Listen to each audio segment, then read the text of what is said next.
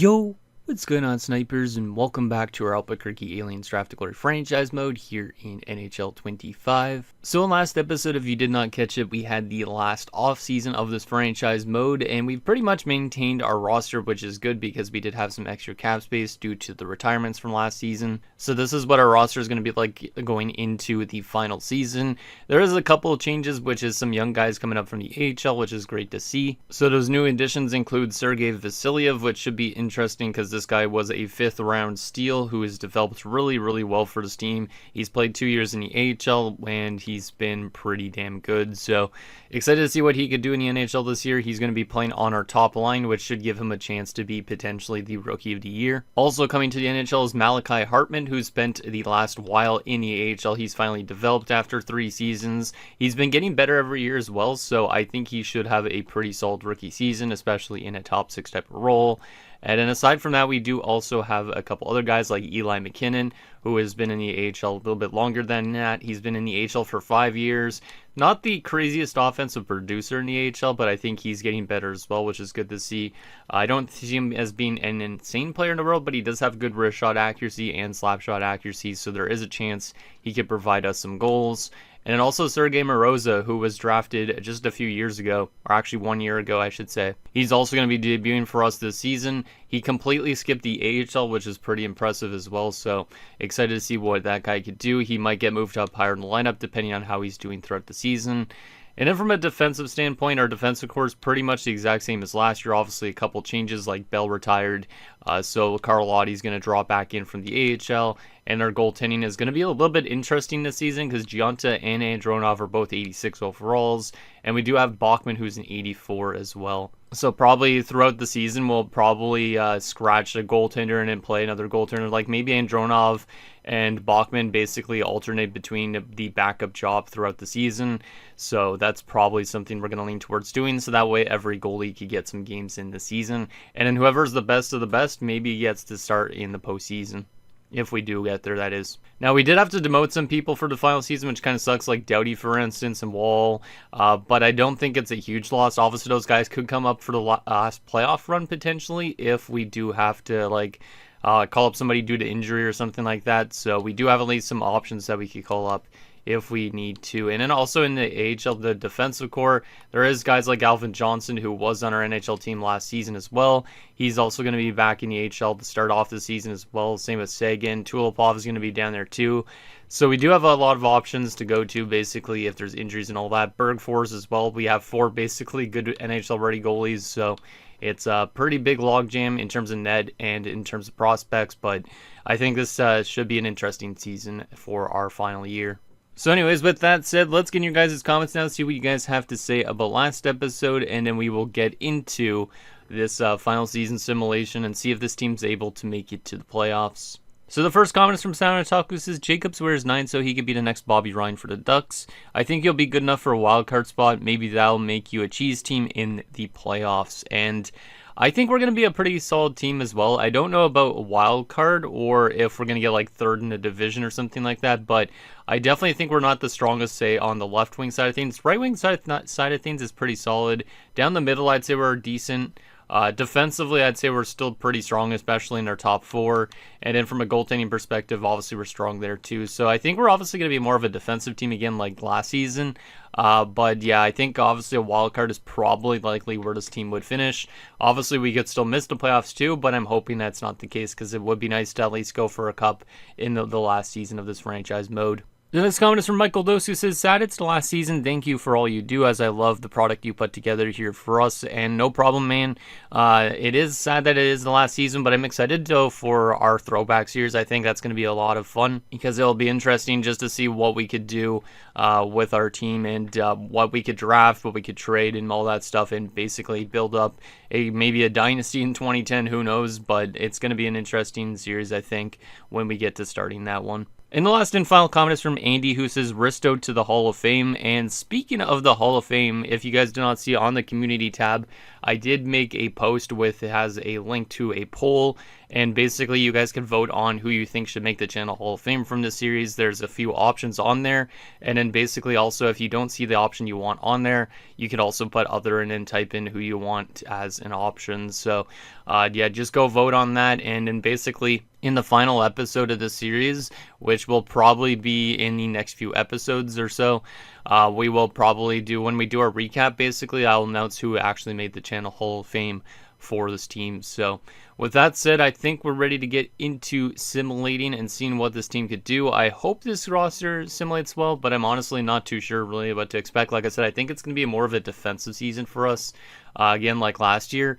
But if our offense and some of the young guys could help our offense out a little bit more so than last year, that would be nice, because last year our offense was quite quiet. So having guys like Vasiliev join the team, maybe that helps give us a bit more goal scoring support than we did last year. So let's go through the preseason and see how we do during the preseason. And then obviously, like I said, we'll probably change to the backup goaltender behind Gionta every month or so maybe. That's probably the best option, just because I want to make sure both of them are able to get some games in. So in terms of the preseason, we are going to finish 4-3-1. So not the strongest preseason, but you don't need to have a strong preseason whatsoever. In terms of stats, we are the 5th best offensive team in the preseason. We're not good in goals against, which is kind of surprising. I think that's going to be completely reversed in the regular season. And then our special teams were not very good as well in the preseason. So let's simulate up to the first game of the season. And like I said, we'll probably keep the current goaltending tandem for the first month. Then I'll take Andronov out for the next month and put in Bachman. And we will just basically try and get a little bit of a test to see which goaltender might end up being the full-time backup during the playoffs, and which one might end up starting in the playoffs. I'm open to starting any goalie in the playoffs, but it would be preferred to be Gionta. But if Gionta's bad, maybe that's not a great idea. So let's go to November the 1st and see what we do in our first month of action. And hopefully we get off to a good start this year. Hopefully we do. Okay, 2 wins in a row to start it off, 3 wins in a row. Hopefully it's not going to be like 3 wins in a row and then drop 3 in a row. There's a loss to Dallas, Minnesota. Is going to be a win. Nice, okay. So far, so good. So far, so good. I am always worried, though, when you get off to a hot start that you're going to have a really bad month the next month. But so far, this team is doing very well, which might not be good, but it might be good, too. Dingle has been injured with an injured elbow. So that's our first injury of this last season. He's out till November the 11th, so that's not too long term. I'm just going to go replace player on that because I don't really care too much, because that guy is on the 3rd line, so it's not like it's a top 6 injury. All right, so 9-2 in our first month. That is pretty damn good. That's probably one of our best starts to a season in quite some time. Let me go to edit lines here and put in the other backup goaltender. I know we're going to end up seeing like team leaders and stuff like that at this point, but I do want to make sure that we're alternating the goalies so that way they aren't losing morale at all, because I could definitely see some of them losing morale if they're scratched a bit too long. So let's get Bachman in for the next month. And then, like I said, we'll go back to Andronov to start December and stuff like that. But hopefully every goalie gets at least a good chunk of games. This is going to hurt Gionta's chance to get a Vezina, but at the same time, we want to make sure all these goalies are getting some games and everybody's relatively happy. So far right now, I think we are one of the best teams in the league. Yeah, we are the best team in the NHL, which is kind of surprising. I do expect this month to kind of come down back to not necessarily 500, but maybe say we'd be maybe a couple games above 500. Just because I don't think this team should be good enough to basically continue this trajectory of the season. But who knows, maybe we could be just a dominant team throughout the entire year. And then eventually we just evaporate in the playoffs. So with that said, let's go another month and see what we could do with Bachman as the backup. And then we will put Andronov back in net again. All right, so game against Winnipeg to start November, 6-0 loss. Not a great way to start that month off. 3 straight losses. One was in a shootout, so it's not the worst case scenario.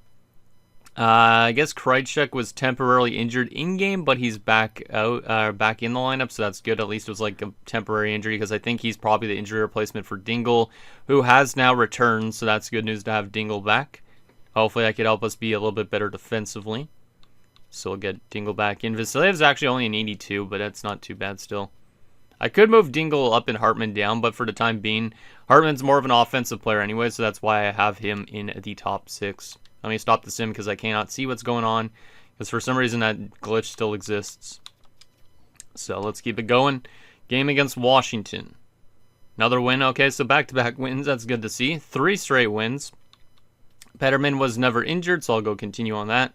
Game against San Jose is another win. Okay, this team's starting to pick it back up again. Like, we got off to a bad start this month, but things are looking pretty solid still at this point, which I'm pretty impressed with. So, we do lose to Colorado, who had the exact same record as us. Lose to Calgary, lose to Pittsburgh. So, a little bit of a downfall near the end of the month and at the beginning of the month, but we had a good middle of the month. So, we're still 14-9-1. Which has us second place in the Central Division. Now, the Central Division is airtight. We are literally only 7 points up on last place, so we got to be very careful not to lose too many games in a row here, or else that could hurt our playoff chances, at least in this last season. So, let's go back to Ed Lines here, and we'll get Andronov back in as the backup goaltender.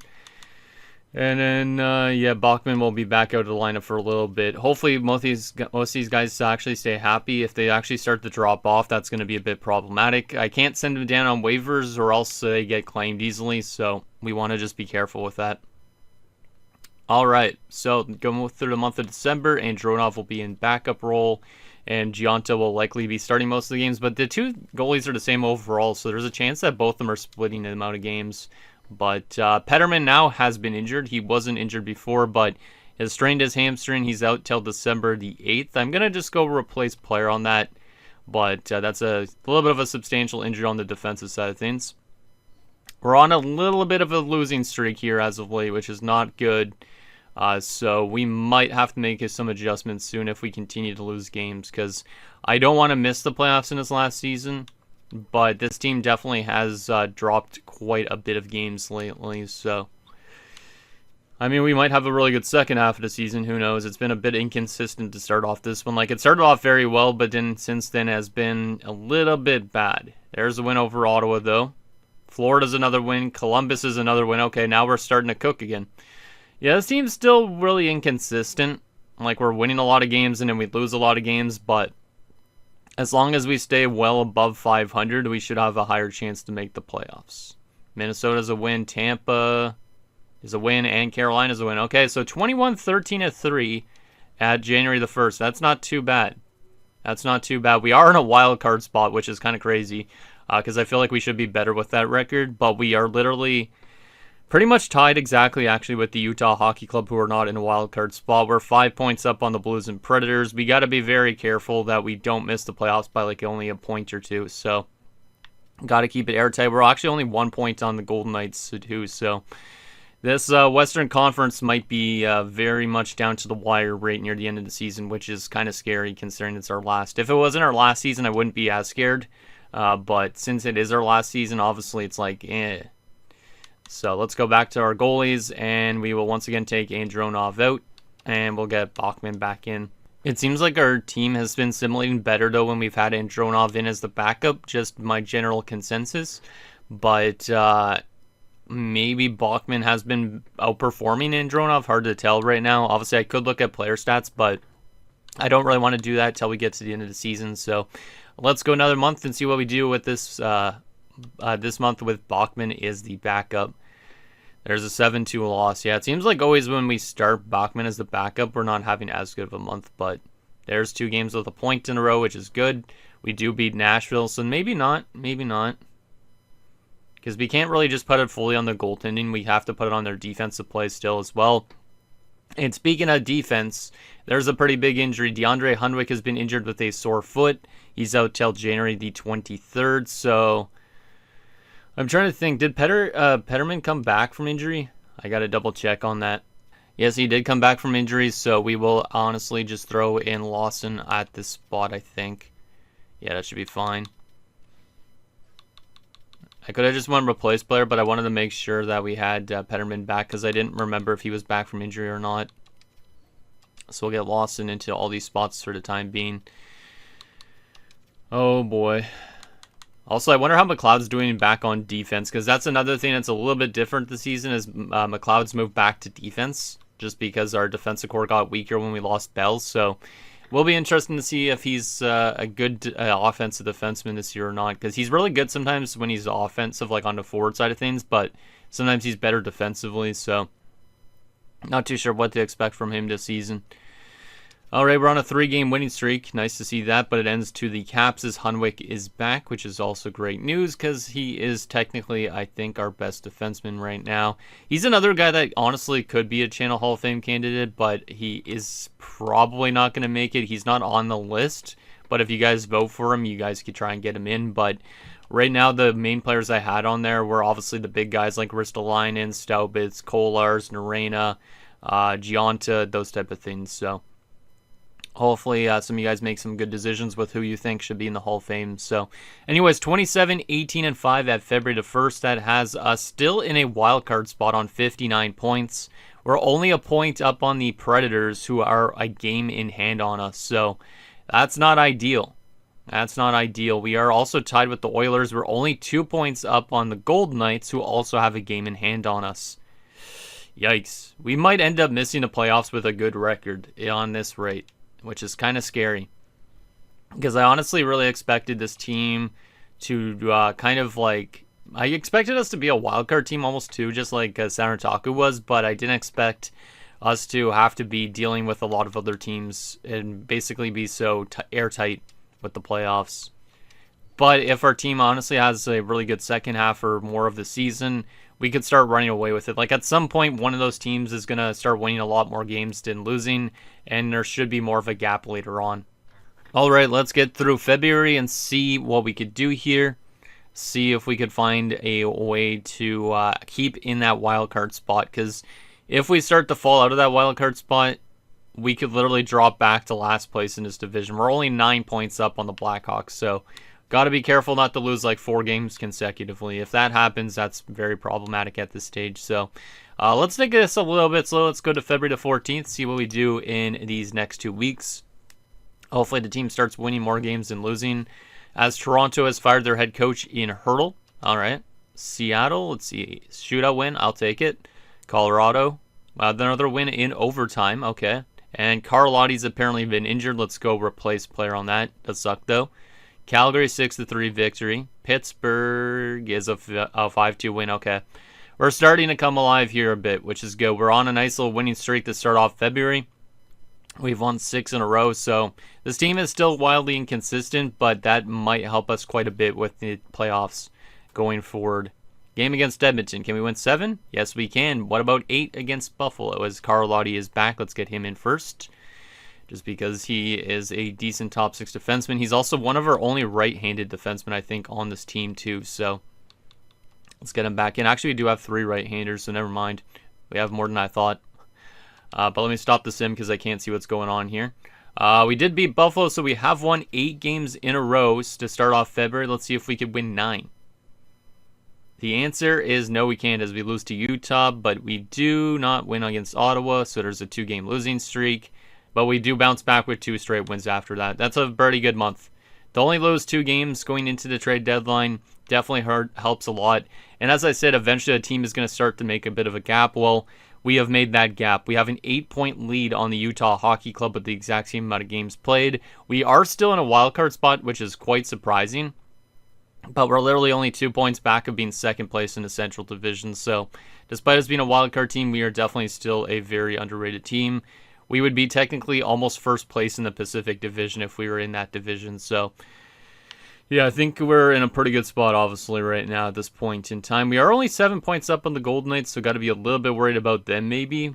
And like I said, Utah, but everybody else has kind of fallen off a little bit. So let's just not go on a long losing streak, and I'll feel a little bit more safe. But let's go to the end of this month, and then we'll put Bachman back in, or whoever was not in net for this month. I think it's Bachman that's going to be in net next, because I think Andronov is in currently, if I'm not mistaken. But can we beat Detroit on the deadline? The answer is yes, we can in overtime. So 38, 20, and 5 to start off March. I like it. I like it a lot. Definitely that type of month you like to see from your team when you're kind of like fighting to see if you could actually make the playoffs or not. So let's go back to headlines here. And we will take Andronov back out again. And we will throw in Bachman again. Boom. Bachman did drop down a point, so I don't know if that's morale related or not, but that's a little bit of a concern potentially. All right. So I do actually want to take a look at the deadline deals in this last season just for fun as well. Just because might as well see if there's anybody still out there that used to play with us that got dealt, but I don't think there's going to be much of them. Obviously, in the finale recap episode, I will be looking through every single team's NHL lines as well, just to see if there's any former players still out there that we haven't seen in a while and their player stats. So, just a heads up on that, because I forgot to take a look at where Delisle signed, but I think I'll leave that until the final episode, so that way we could take a look at what he's done with his new team wherever he is. So, just a heads up on that.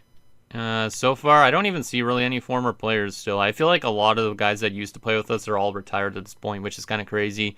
Or maybe some of them are in the AHL, but it is kind of weird because I have not seen a lot. All right. Well, now that we got Bachman back in, let's go through this important month of March. We do got a pretty busy schedule. We got 2 games this week. We got 4 the following week, 3 the following week, 3 after that, 4 after that. Yeah, there's a pretty big stretch during the end of the season.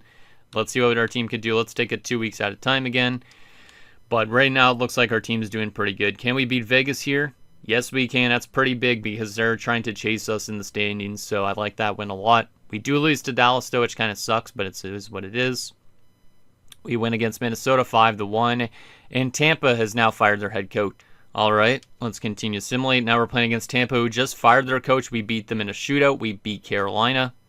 This is looking like a pretty solid season. I don't really know what to expect from our player stats, but we're almost at 50 wins already, which is more than I anticipated, I think, with this roster, but still really impressed. Game against St. Louis is going to be a 2-0 shutout win. Nice. Montreal, as Eli McKinnon has been injured with a bruised hand out till the 24th, so that's the youngster. Let's go replace player on that, but at least it's not too long term. We do beat Montreal 5-2 as well. Nashville, who was leading the division, is an 8-1 loss. God damn. Well, Nashville's still a bit of a threat because they have Holton and all that. Like, I'm kind of scared if we have to run into a team like that in the playoffs. So, because we might be simulating good throughout the season, but the our division has some pretty solid opponents, so there is a chance that we might not go far in the playoffs, even with a good record. So, we'll get McKinnon back in there. Looks good.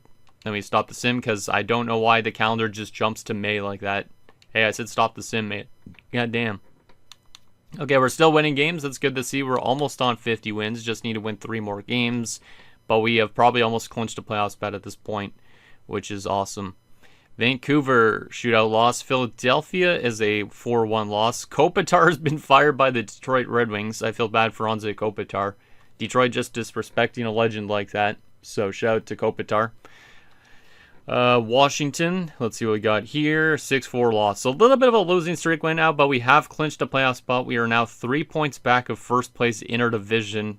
The wild card's on 90. I don't think we're going to be a wild card team this year now based on that. I'm kind of surprised we've been doing this good. Like, we shouldn't be doing better than the Preds who have Holton. So they could still jump above us. We could honestly fall back to 4th place in our division still. So even though we're right now comfortably in 2nd, I think there's a chance that we might go on a losing streak near the end of the season and only finish like 4th place in the division instead. But let's go through a couple more games. Chicago and San Jose. I almost forgot about putting Andronov back in net here. Should I just do that? You know what? We're going to put Andronov in these last 2 games. Shootout losses in both those last games. Those are okay. That's still some points. Let me go back to edit lines here because I almost forgot about changing the goaltending situation for no reason. Let's go back to goalies. Bachman's back up to an 84, so he's back to being happy again. Andronov's still an 86, so Andronov has been okay with us scratching him once a month, which is kind of nice that he hasn't dropped off at all. Because him being a starting goalie, you think he'd kind of complain a bit if he didn't play within a single month, but he's been okay. Rangers and Columbus to wrap up the season. It doesn't look like we're going to hit 50 wins, but that's all right. 48 wins, and Columbus is 49. So we finished 49, 25, and 8, which is better, I think, than last year's record. So this team definitely took a good little step up. I think maybe our offense was better than anticipated too, but I'm not too sure on that. So we are going to end up finishing in our division in 2nd place. That's better than anticipated. 1 point up on the Preds, 6 points up on the Avs, who are also good at 1 point, 10 points up on Utah, which is the wild card, and only 2 points back to the Dallas Stars, Our division was the best division in the NHL by a long shot, too. There's not a lot of 100-point teams, and then there's 4 of them in our division. So, if somebody's going to win a Stanley Cup this year, I think it's going to be a Central Division team. It might not be us, but it's going to be one of the Central Division teams. I just feel like that. I mean, it could be San Jose again, because San Jose was a good team last year, obviously winning the Stanley Cup, so don't count them out. Penguins, I don't remember if they're just getting back into the playoff hunt, and then everybody else was below 100 points on the year, so interesting. All right, let's take a look at some team stats and see what was good for us this year. So, you know what, we're actually going to go to, let me just hide this screen for a second. We're going to just go to the standings. I'm not going to look at any team leaders and points and all that stuff. Let's go here and see what was leading us in points and all that. So, in terms of the entire NHL, you can see what I mean about our division being so strong. The top 3 teams are all in the Central, and then you have Colorado right here. So, yeah, good stuff from the Central Division. We almost won the President's Trophy, which is still a surprise to me as well because of last season, but I'm not too sure what was our main strength. So, in terms of goals for per game, we were not still the best offensive team. That was San Jose. Our offense was okay, but it wasn't anything crazy. It was better than last season, I think, for sure, though. Goals against per game, we were one of the better defensive teams this season as well. Not the best, which was Dallas, but we were still solid in that area. So even though we technically don't have the number 1 stats and things, it makes me feel good that our team actually could play both ends of the ice a little bit better than they did last season. And then from a special teams perspective, our power play was actually pretty bad. It looks like 14%. Yeah, we had one of the worst power plays in the league. So if we want to address anything, maybe we could address the power play unit. But at the same time, I don't know if it matters too much at this point. This is our first season without some pretty big players like Risto and all that. So I kind of understand why our power play wasn't as strong this year. And our penalty kill percentage was actually pretty damn good. So our penalty kill was another top 5 thing. So we were good defensively. We had a bad power play, but our 5-on-5 offense was okay. 12 shorthanded goals, though, this year, which does lead the league in shorthanded goals. So that's kind of surprising, especially after losing 2 big penalty killers like Risto and Cashman. So I'll take that. 21, 15, and 5 on home ice. Not the best, but 28, 10, and 3 on the road. So we were a very good team away from Albuquerque, which is good. 5, 2, and 3 in our last 10 games. All right. I feel like we might have oversimulated a bit, but it's tough to say. Maybe we did oversimulate. Our best point getter this season was only 68 points from Dunham. I know the NHL is low scoring in this part of the year, these last few years, so 68 points might be higher up than we think, but still, that is kind of concerning. Let's once again hide everything so you guys can't see anything, and I'm going to hide my eyes as well, because I'm just going to change it over to each position, so it's more of a surprise for us. I can't see anything going on here. Boom. And boom. Okay, so in terms of our centers for this final season, Kopitz had 60 points. Great year for Kopitz. That's kind of what you need from somebody like him. He's been stepping up quite well with the amount of drop-off we've gotten from other guys. Hansen on 58 points. That's very good considering last year I think he spent the entire AHL season in the AHL. So good to have Hansen back. Cogliano 33 points. Pretty solid, 14 goals. McKinnon 24 points and 15 goals. As a 4th line option, that's really good from Eli McKinnon. Only averaging 920 of ice time as well. So Eli McKinnon had a pretty good rookie year. Krejcik played 8 games, was -6 with no points. Tough time for Krejcik, but it is what it is. Left wing side of things, we had Kohlers on 45 points to lead the left wingers. So the old man, despite being like kind of on the 4th line, getting some power play time, was still our best left winger. 11 power play points. We're not going to take a look at anybody's career numbers right now just because we're going to wait until the last episode to do that. But shout out to Kohlers. Dingle on 43 points. Pretty good year for Dingle. He only played 76 games due to injury, but still really good. 40 points from Vasilyev's not bad. I was hoping for a little bit more out of him, but still 21 goals in a rookie season and 40 points is way better than you could probably normally get. Like sometimes you get guys with 30 points in a rookie season, so 40 points, I'll take it.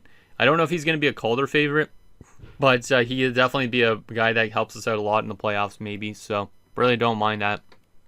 Hartman was also really good in his rookie year, 34 points, 18 goals. I'll take it. And then Moroza, the other rookie, had 24 points and 12 goals, plus 13, with a lack of ice time. He might actually have gotten a lot of growth. Only played 735 a game. What overall is he now? 80 overall. So we probably should move him higher in the lineup, but we might not be able to for his last season. From a right wing perspective, we have Dunham on 68 points to lead the team, as we saw. Pretty solid. Robertson on 46 points, 16 goals, 30 assists. Over 100 penalty minutes this year for the grinder. And then Reefers on 39 points. Not bad. I do like our depth scoring a lot, actually.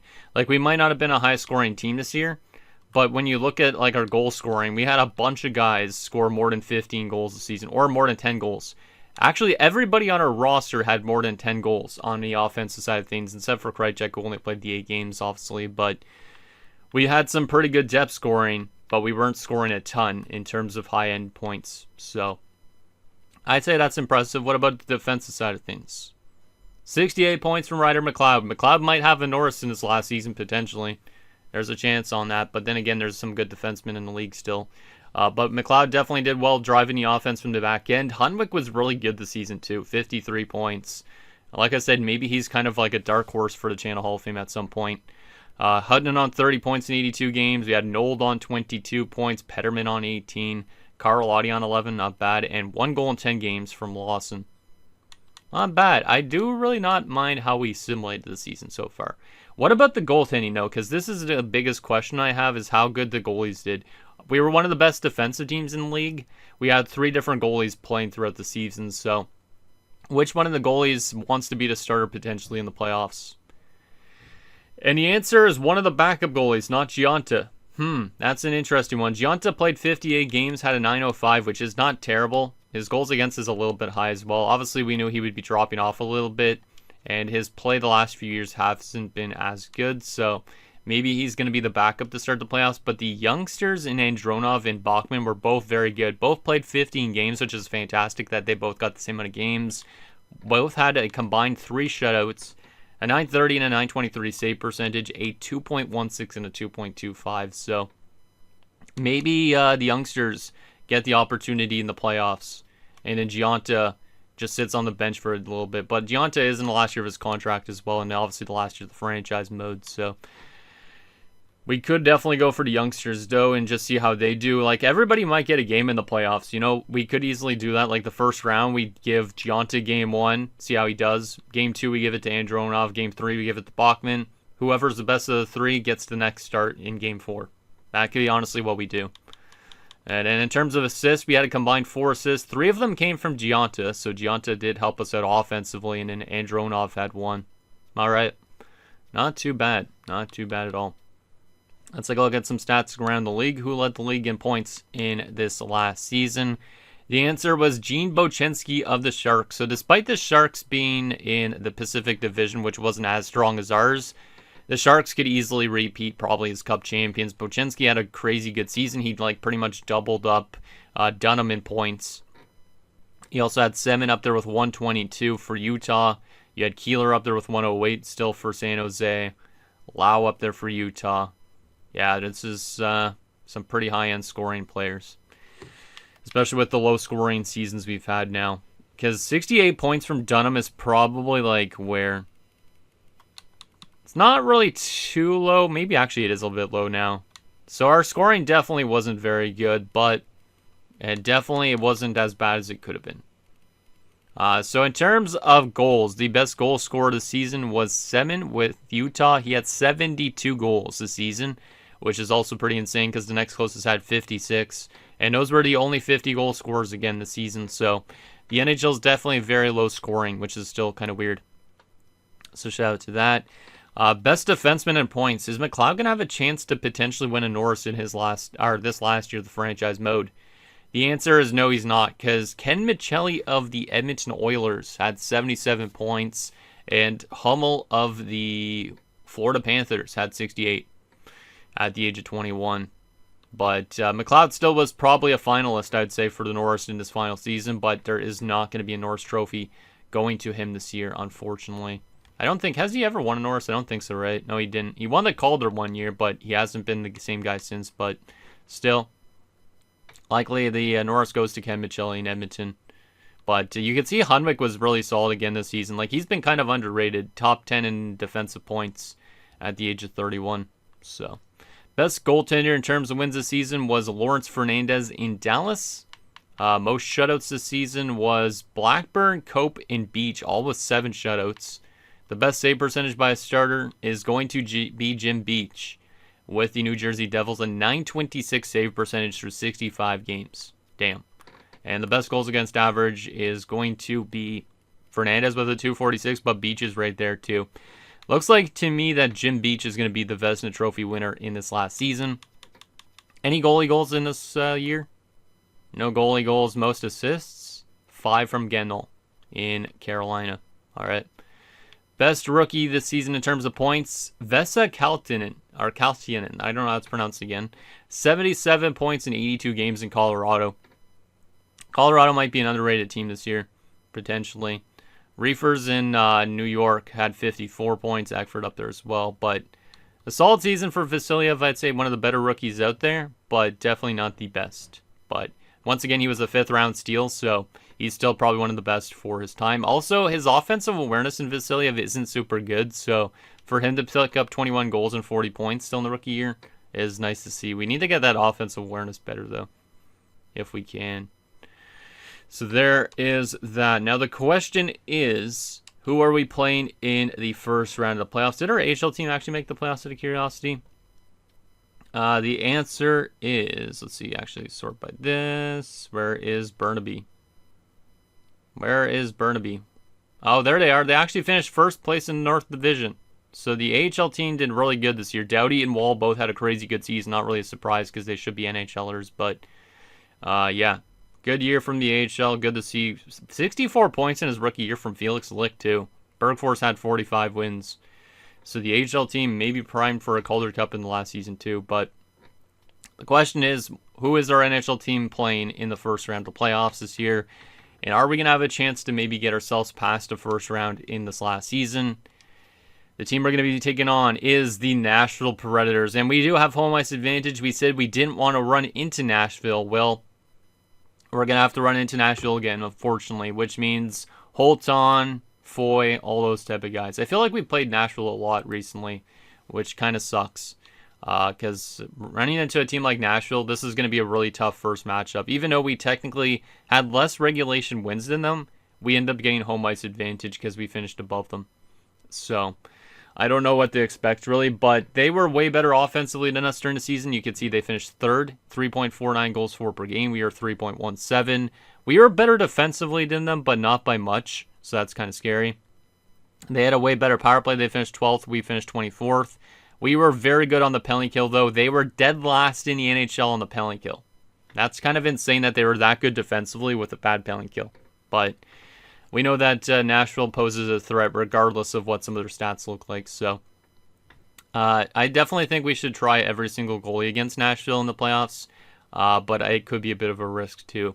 And Dronov honestly could be the starter because he was really high overall too. But let's take a look at what Nashville's looking like in this potentially final playoff matchup. Because if we get eliminated in the next episode, the episode afterwards would be the finale recap. So we're almost in the end game, which is kind of scary.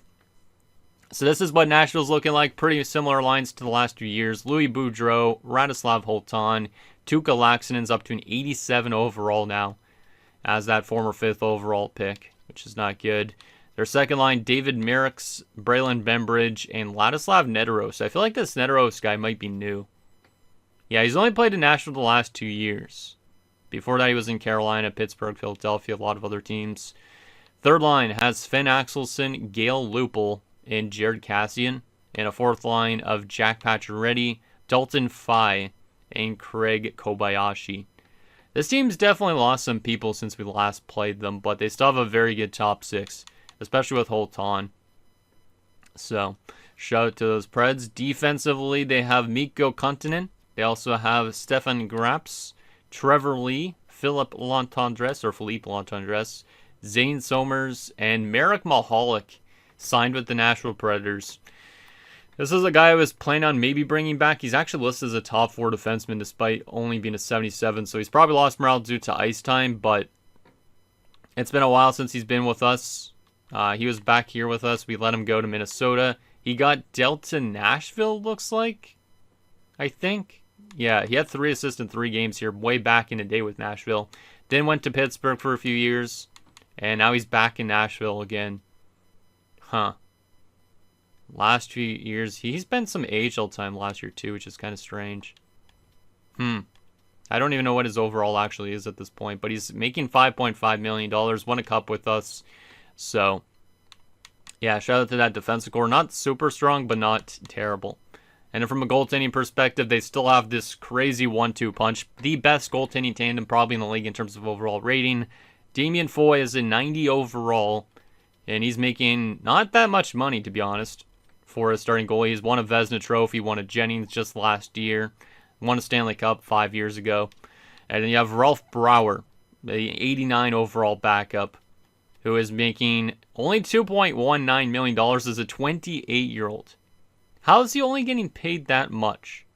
They must have signed him on a crazy good deal back in the day or something like that, but he's not simulated the craziest this season, but in the past he's been a very good backup. So, that's a crazy 1-2 punch. Definitely the best goalie tandem in the NHL. Their defensive core definitely doesn't need to do as much when they have good goalies like that. And from a scratch perspective, they have Alexei Semin. They do still have Mauricio Peterson, who is a former player of ours. He was injured last time we played them, and this time he's injured again. I don't think this guy wants to face us for some weird reason, but shout out to Mauricio Peterson. We aren't going to take a look at his career numbers right now, because he's definitely somebody I would look at the end of the series. He was part of our cup-winning team as well, but it looks like he's only played 3 games. So I don't know what's with his injury concerns. They also have Yves Marchand, but yeah, it's still a very good-looking Nashville team. Let's see when Peterson's supposed to be back, because I don't know if he would actually be thrown into their lineup or not, but if he's out for this entire round against us again, that would be kind of weird. It seems like the guy doesn't want to play against us. And he will not be back against us. Upper body injury out till May 13th, so he's out for an entire month with an upper body injury, so Mauricio Peterson will never get to play against the Albuquerque Aliens in the playoffs, unfortunately, but we'll obviously take a look at his stats at the end of this franchise mode series, but that's crazy. All right. Let's take a look at Nashville's player stats as well from the season, too, because I want to see what's been going good for them. Obviously, I know Holton's good, but I want to see what the individual numbers look like across their entire roster, if possible. So, yeah, Holton was over a point per game. Then you had Bembridge, who was close to point per game. Everybody else was lower than that. So, they aren't too high-end scoring in terms of offense, but you can see like the plus-minuses. Like, they do not have any minus players, really, other than Lupul and a couple other fourth-line type of options. So, that's kind of insane. Mauricio Peterson did play 56 games this year at 42 points, in case you were wondering. That's kind of insane that he's literally gotten injured late 2 times into the year, and he's literally going to miss the matchup against us both times. And then from a goaltending perspective, there's their goalie numbers. Not the craziest goaltending numbers in the world, but they were one of the better defensive teams out there. So, yeah, this is definitely going to be a tough series for us, especially in this last playoff run, but maybe we have a chance to be a bit more of a cheese team. Like I said, they technically had a better record, in my opinion, at least, than us. They're also 7-2-1 in their last 10 games, so they kind of got hot right near the end of the season. So I am a bit skeptical that our team is going to be able to find a way to win, but maybe we find a way to win. We could beat literally any team. In terms of the playoff bracket, in case you guys wanted to take a look at the matchups, it's San Jose, Colorado, so we know San Jose is a threat because they knocked us out last year. Colorado was one of the lower-end teams in our division, but still had over 100 points this year. Then there's Vancouver and Anaheim. So Anaheim's getting a chance after they drafted quite high up last year, I think. Utah and Dallas. And then in the Eastern Conference, you got Buffalo and the Islanders, Florida and Ottawa, New York and Philly, and Pittsburgh and Washington. So it should be an interesting way to see if we wrap up the series in the next episode or not. It depends if we win. If we win, like I said, it keeps on going until we get eliminated. So hopefully that doesn't happen for a bit still. But there is a good chance that this series could come to an end next episode, because I do not know if I feel like we have a chance against the Preds. I think we could have a chance, but I feel like, I don't know, they've had our number the last little while. I'm kind of a bit scared and a bit skeptical that our team could actually win against them. So With that said, that's going to do it, guys, for this episode of our Albuquerque Aliens Draft Glory franchise mode. So in next episode, we will take it to round 1. The final time will be in round 1 as we take on the Nashville Predators, looking to extend this series a little bit longer. If we lose, we go to a recap episode the day or 2 days after that. So be a bit aware that this series is going to come to an end really, really quickly. And we are going to announce our channel Hall of Famers and all that stuff in a few episodes as well, which is quite exciting. Send anything down below, and I'll see you guys next time.